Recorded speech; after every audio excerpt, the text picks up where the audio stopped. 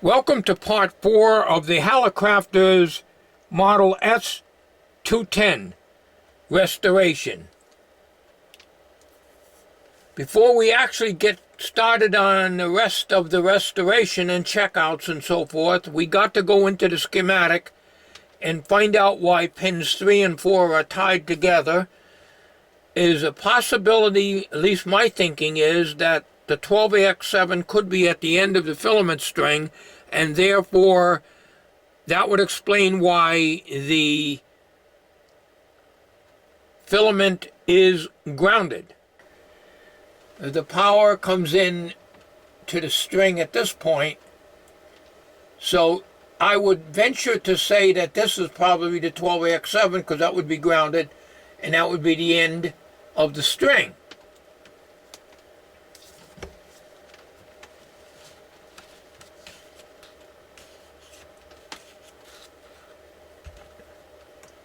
The 12AX7 up here, and I can't see that at all.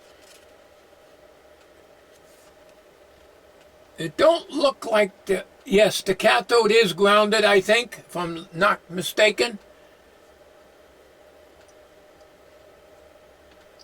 Right here. So if this 12AX7 is at the end of the string, which is what my guess is, and I won't know until I get the microscope out and look at it, because the schematic is super tiny. Okay, I just went with my microscope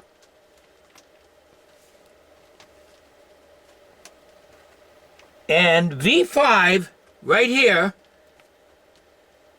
is the 12AX7. It goes to ground, so that explains that. So that mystery may be partially solved. Over here,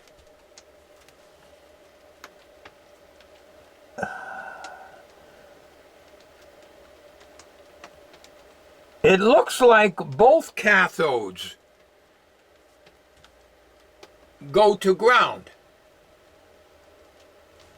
As close as I can see that with my magnifying glass, it appears... See, when I was working, I had access to copy machines that would blow this thing up 2 and 3 times the size. So when I had my workshop in the attic and I was still working, I would take the manual that had a tiny, tiny schematic like this, and I used to be able to blow it up so that I can get one little section that'll fill a whole page. That's one of the few things I miss about work. I didn't miss too much about work. I'll tell you, I did not like the job, but it had a lot of fringe benefits. So they had a copy machine and all over the place. You had all kinds of copy machines and heavy-duty staplers that you could staple things together. You can staple 50 pages together and make a nice book out of it. Anyways, so what we're going to do now is we're going to take this radio, we're going to flip it over, we're going to put the ohm meter on it, and we want to verify whether that ground is going to common negative or to chassis. It don't really matter as long as I can establish that jumper. So we can get that mystery solved and I can continue. However, there still is nothing on the schematic that I have seen where there's an 047 cap. So again, I'm going to replace that 047, even though it's not in the schematic, with an 047. Huh, I just happened to notice I got an old Akins Electronics Supply pencil here. When I was working at Akins Electronics back in 1978, I was a counterman there and also a driver at times for deliveries. I got to know every TV and radio man that came into place and had dealer cost on anything. Those were the days. We use my Akins Electronics pencil here. This is the 12AX7. And there's the jumper right there. So we're going to take our meter here. We're going to use my B&K Precision LED bench meter, and we're going to set it on continuity. In other words, know if you can hear that. Okay.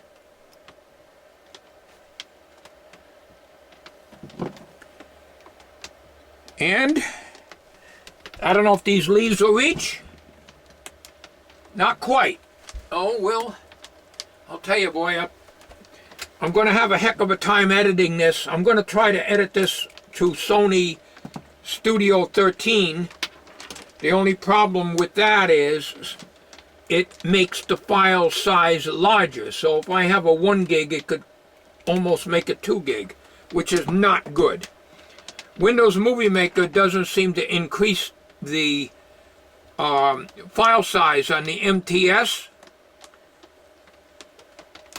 but Sony, being that this is a Sony camera, might do better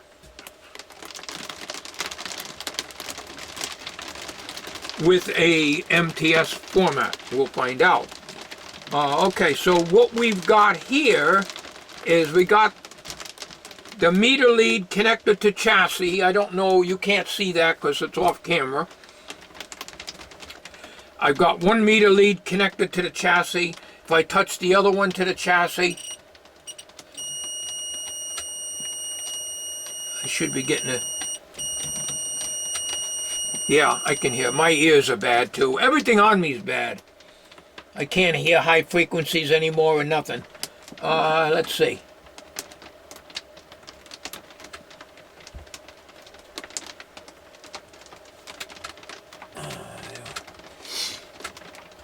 Sorry, I got to get my head in there. I can't see anything. Sorry.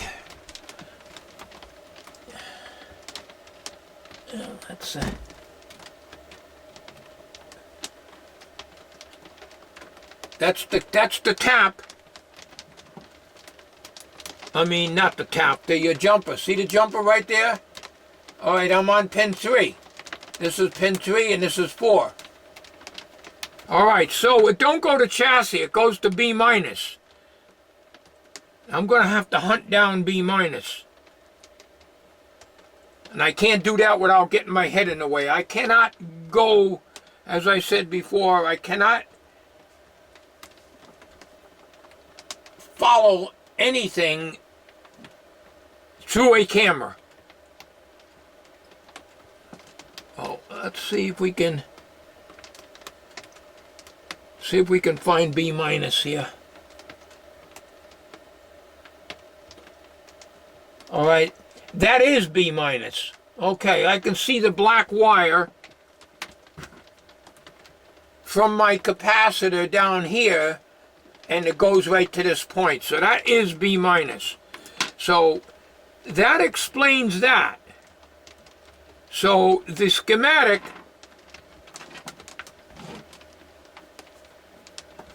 when I say it goes to ground, I'm referring to either chassis ground or B-.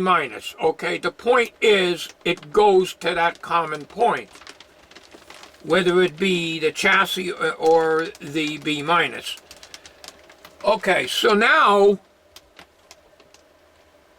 that we got that out of the way and I got to move the camera, this is the 047 as I keep talking about.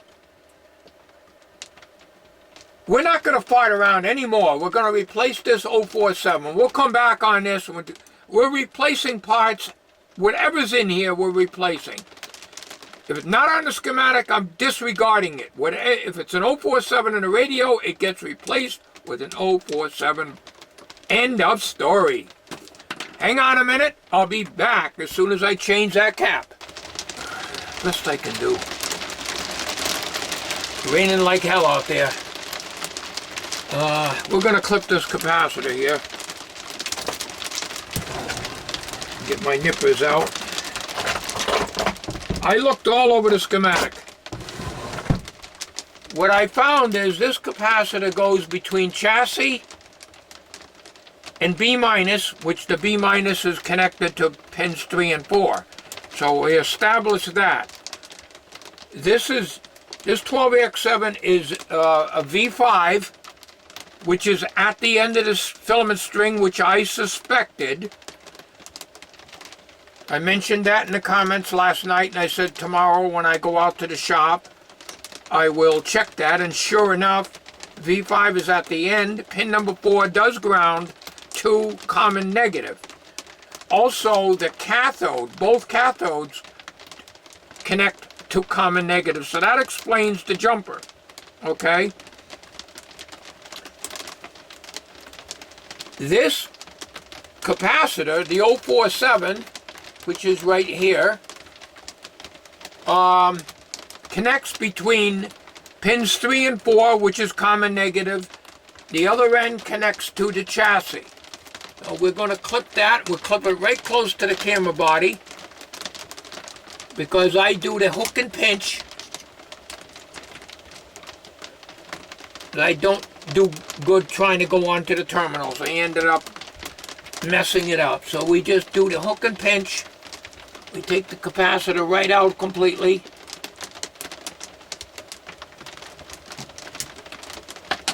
All right. And we pull back the sleeve a little bit and cut off about 3/8 of an inch and push it back. So we take our needle nose right here and we make a hook, which is the way I do all my capacitor and resistor replacements, unless the terminal is new and the hole is open. We put a hook in there. I don't know if you can see that. Let me see if I can move that without getting my fingers in the way here. You can probably see it. Maybe you can't. There it is right there. On the TV monitor, it don't look clear at all. Maybe it'll look better on the video. All right, now up here,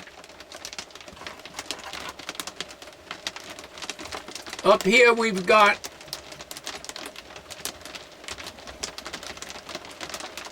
we got to trim that off.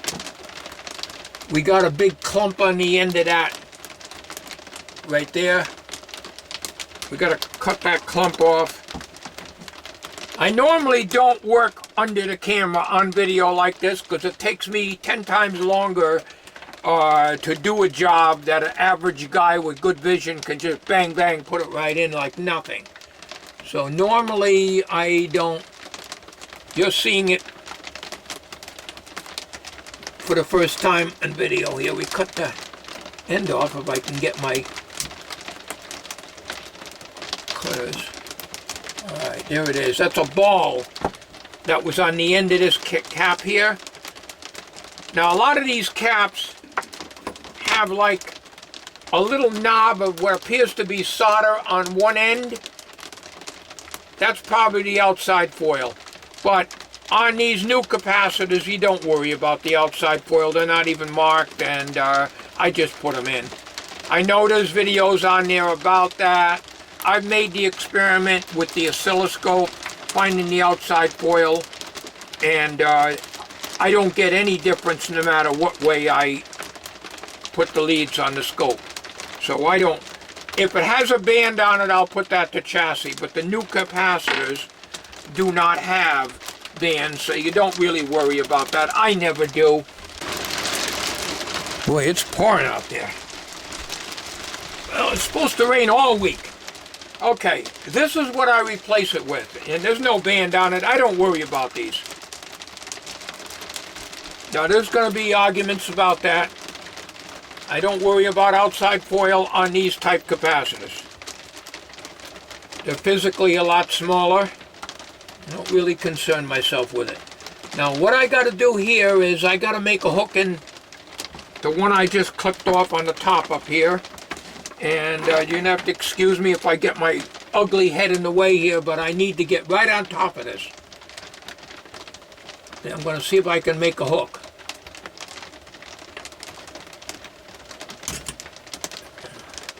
If I can get the pliers on it, it's just so tiny. There's a little hook. I couldn't get it too much. It's going to be real difficult for me to solder this. I'm not going to do that on camera because it's going to be very, very, very difficult. This piece of lead here is only about 1/4 inch long. Whenever I cut old parts out, I always cut them close to the capacitor.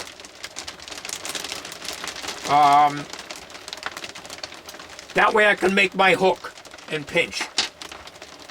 So, this is an 047, 630 volt. Now, I can't find it on the schematic, as I said probably too many times. So I could replace it with a safety cap, but it's not on the schematics. And I don't have an 047 safety cap. I don't have anything that large in capacity, and you know, you want to keep the capacity the same for the line pass. Now, because this goes between common negative, which is the neutral side of the line, it don't matter. If this isn't going to short out. This is 630 volts right here. Okay? Very unlikely to short out. But if it does, the plug is polarized, even though it can be forced in the other way. Maybe I'll try to make the prong wider by adding some wire to it. Solder it on the plug. Or change the plug. But if I change the plug, I'm going to have to put a 3-prong plug on it, because I don't think there's any such thing as a 2-prong aftermarket plug that you can actually put on there. One pin wider than the other.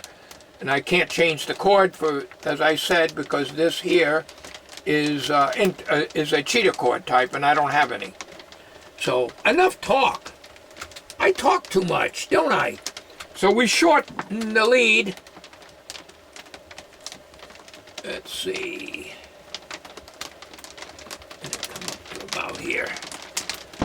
Put a hook on it. Do do do do do do. Do do do do do do do do. La da da. Do do. It's very hard to see. I could use my visor. I'm looking at the monitor too. All right, I got a good hook on that. So let me see, without getting my ugly head in the way, but I probably will. I apologize for my ugly head. All right, she's on there. She's hooked. But I'm not going to solder that on camera. Remember, this is HD. Now, I can't pinch that. I'm going to try to look on the camera, on the TV. I can't. You know what it is? The camera's focusing on my hands, and the image where I need to pinch, where I need to see, is out of focus. But this camera's a lot better than the Sony Bloggy. The Sony Bloggy keeps going in and out of focus. This camera's a lot better. It's just too bad it's in lousy MTS format. I'm going to try to pinch that, but I can't see that. I can see it with the mic, with the magnifier, but I can't.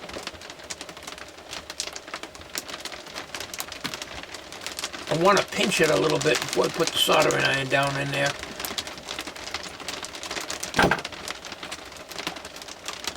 Yeah, I guess I pinched it a little bit. All right, we're going to shut this off. We'll heat the soldering iron up. Got to stop the video here because I got to move the tripod so I can get at my soldering station, which is over here. And by the way, I marked here for my reference. Where am I here? Both going to chassis. Well, actually, that's not chassis. According to the symbol, that's B-. That's the symbol for B- according to the schematic here. So this is for my own reference. Nothing more. All right, I changed tripods. I used this smaller one, which is not heavy enough, and I could topple over with this heavy Sony SR12 here, but got the capacitor in. My hook and pinch here. She's in good and solid.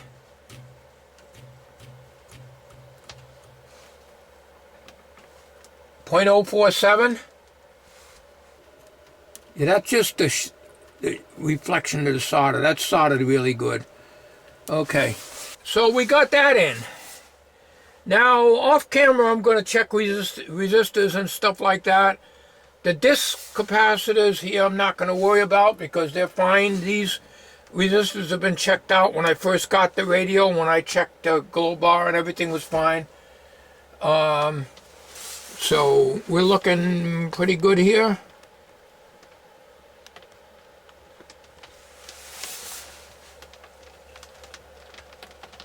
So off camera, we're going to have a heck of a time editing this thing. I'm going to run this through SONY Movie Studio version 13. It takes them a lot quicker. It takes the HD videos, the MTS videos, or any HD videos much quicker than Windows Movie Maker. It takes them almost right away into the timeline, and I can edit it almost immediately. The problem is, if you put in, let's say, a 1 gigabyte string of video clips totaling 1 gigabyte, it will increase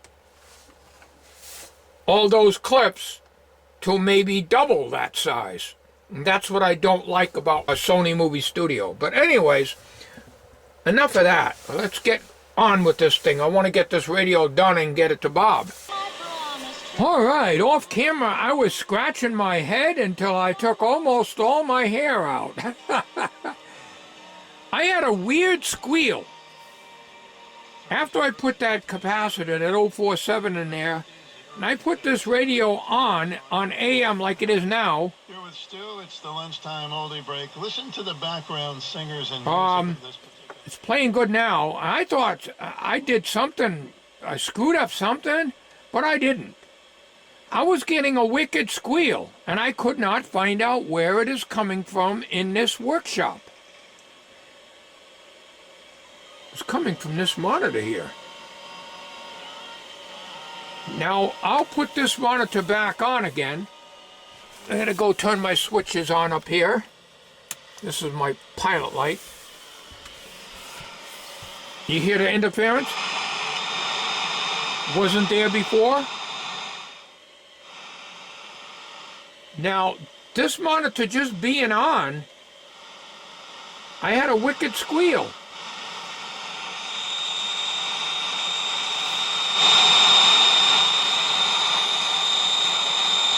Hear that? Hear that squeal? I was going nuts trying to find out where it's coming from. So I took my little portable, I got this on eBay, about the same time I bought that Trevido radio there. And I use it just as background music here. Well, listen to this. You may not be able to hear that. I don't know. It sounds like about 5,000 cycles.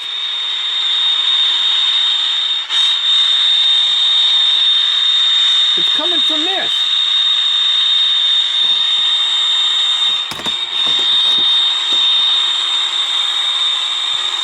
Now I go turn this off.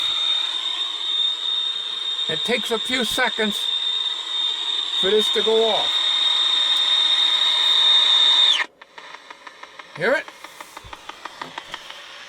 Okay, so I was blaming this radio. Nice and quiet now.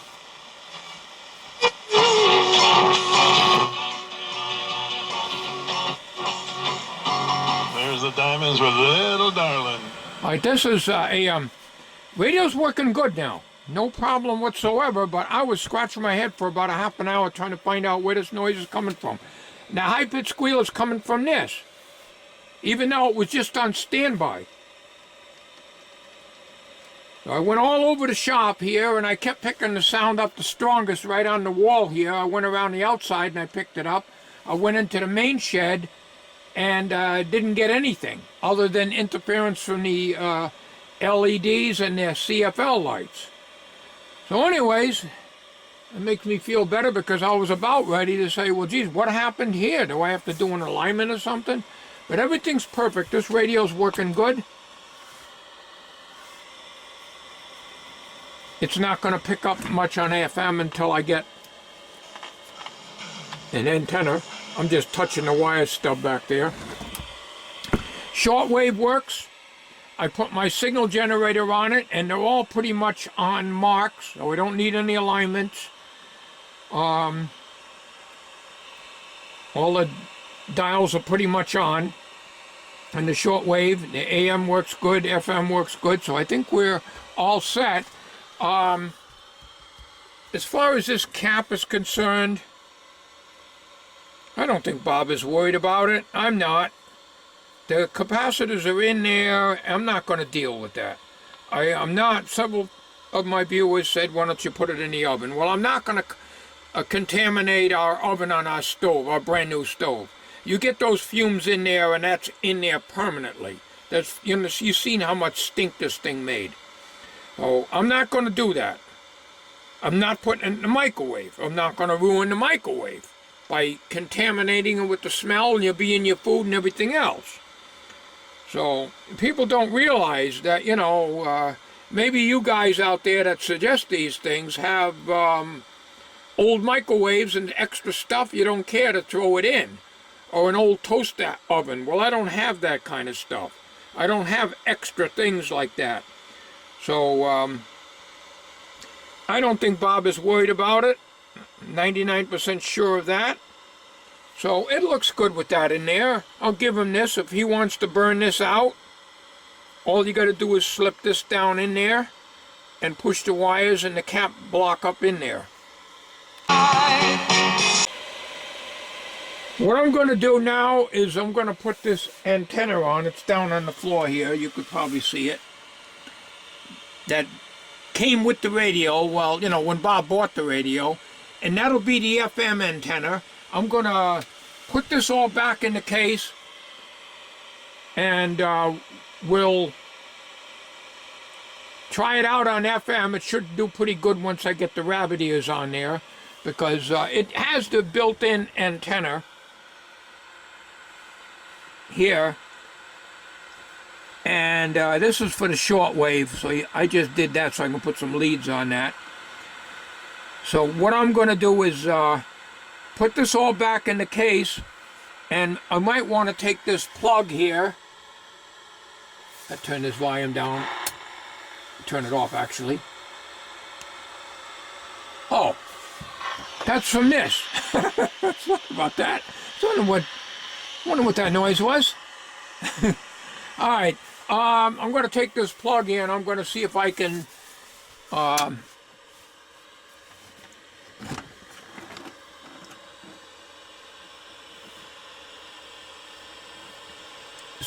solder a little bit. Make the plug just a little bigger, maybe on one side. I'll put a thin piece of wire, a hair thin wire on, off camera again, on here, so that the plug will never go in the wrong way, because the way it is now, you can force the plug in either way, and I don't want that to happen. Okay, I've got the FM antenna connected. This came with the radio when Bob bought it. Of course, it's the TV rabbit ear. And the way I got it, I traced out the wires. I took the bottom of this thing off. And the two center conductors are the rabbit ears, and the two outer conductors, which I just taped back here like this, because you can't use them, are for the UHF. Obviously, you're not using that. So this will be a good antenna for FM. So we got that connected up here now. The radio's obviously back in the case. We'll turn it around and we'll fire it up. Now about 60. Okay, so that's the FM antenna. Back in the saves account. So now when I have a kid coming, I'm 60. I don't get that good a reception here in the shop. Everyone listen to the radio already?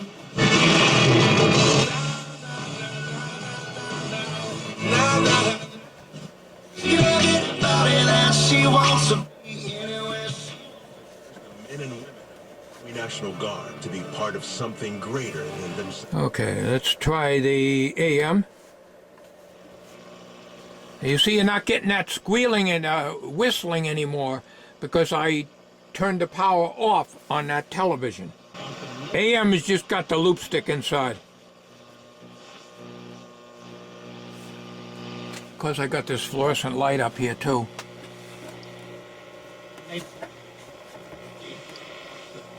Right behind them. What do you think this is about, folks?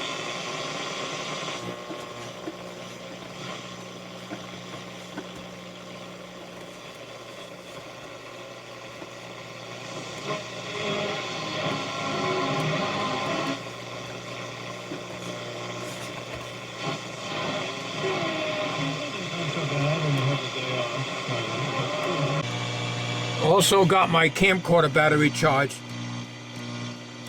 Yep. Switching power supplies, I hate them. Anytime you want to search out noise, use a pocket transistor radio, like I just did to find this noise on this thing. So AM is not doing too good unless you got an outside antenna. Games targeting pizzerias or photography shops or bakery shops is the same thing. FM shortwave works good, but I got to put an outside antenna on it, a long wire. So I ran this radio through its paces off camera shortly after we replaced the caps in it. The dissent and disagreement. Oh, I think we're going to end this video here tonight. Or today, I should say. Not tonight. That's it. That's the end of, what is this, part 4? Yeah. That's the end of part 4 of Bob's radio. I think we're all set to give it back to him. I mean, I could probably do an alignment to get it more, but I'd probably screw it up because it's quite a complicated procedure to do. True, and it was pretty much right on the dial. So, I don't think it really needs an alignment. We're all set. So thank you for watching. And that concludes the video on the Hallicrafters S-210.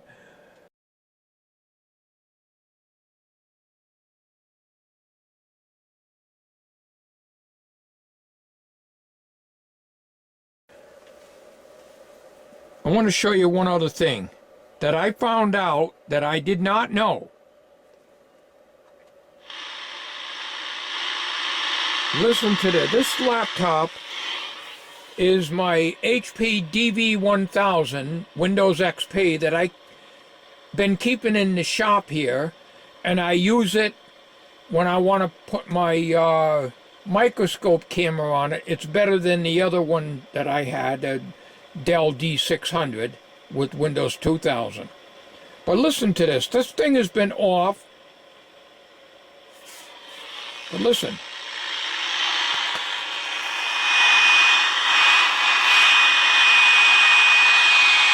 Can you hear that squealing? I'll turn the computer upside down on my lap here. Now listen to this. This is regular static that you're hearing now, interference and everything else, and the fluorescent lights and the LED lights. But listen to this. This computer's off. It's been off for a couple of weeks.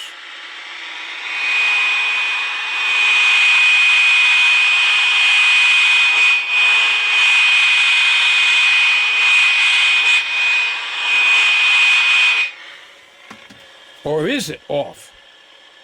I opened it up, it didn't come on, it's ice cold. So, I guess your laptop is never really off. That's something I did not know. So you could find a lot of interference by using a pocket transistor radio such as this here on the AM band. That's all you need is tune it in a dead spot on the AM band and you'll find out what is making the noise.